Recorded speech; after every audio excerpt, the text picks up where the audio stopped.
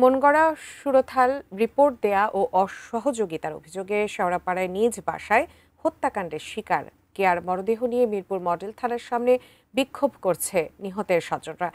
সেখানে আছেন সহকর্মী রবিউল ইসলাম রবি। বিস্তারিত জানতে সরাসরি যুক্ত হচ্ছে তার সঙ্গে।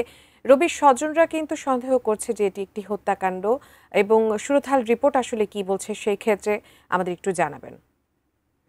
রাতে ফাহমিদা তাহসিন কেয়া নামের এক গৃহবধূর যেই রহস্যজনক মৃত্যুর যে ঘটনাটি ঘটেছে, সেই ঘটনার পরিপ্রেক্ষিতে তার স্বজনরা আজ তার মরদেহ নিয়ে রাজধানীর মিরপুরের মডেল থানায় সামনে তারা বিক্ষোভ করেছেন। তাদের অভিযোগ যে পুলিশের মন গড়া সুরথাল রিপোর্ট দেয়া এবং আসামি ধরতে বিলম্ব হয় এবং এছাড়াও পুলিশের নানা রকমের অসহযোগিতার অভিযোগ তারা করেছে। আমরা সন্ধ্যা ঠিক 7টা থেকেই তাদের স্বজনরা ভিড় করেছে মডেল থানার সামনে।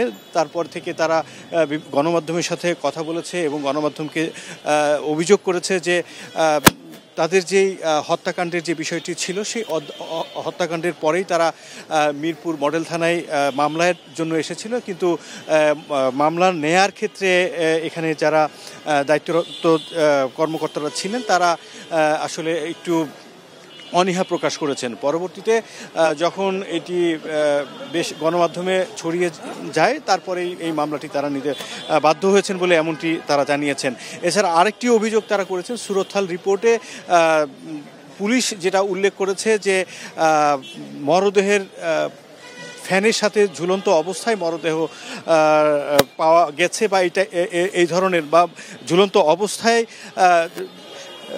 মৃত্যু হয়েছে, মৃত্যুর কারণ হিসেবে ঝুলন্ত অবস্থায় মৃত্যু হয়েছে এমনটি পুলিশ জানিয়েছে। আসলে এখানে কিন্তু স্বজনরা বলছেন যে ঝুলন্ত অবস্থায় যদি মৃত্যুই হয়, তাহলে তো সেখানে পুলিশের সঙ্গে স্বজনরা সহ সবাই মিলে যে তার বাসার কক্ষে ঢুকেছিলেন, কিন্তু সেখানে কিন্তু কোনো মরদেহ ছিল না। মরদেহ আগেই তার নিহতের যে স্বামী ছিলেন তিনি কিন্তু হাসপাতালে নিয়ে গিয়েছিল।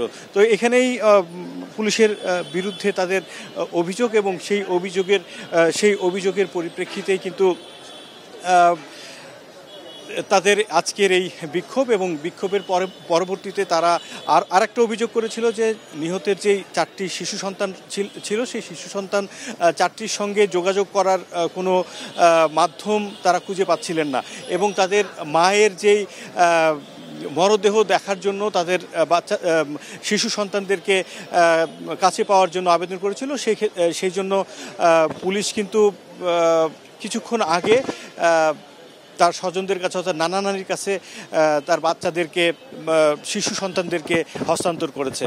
তো এই ছিল আমার কাছে মিরপুর মডেল থানা থেকে সর্বশেষ।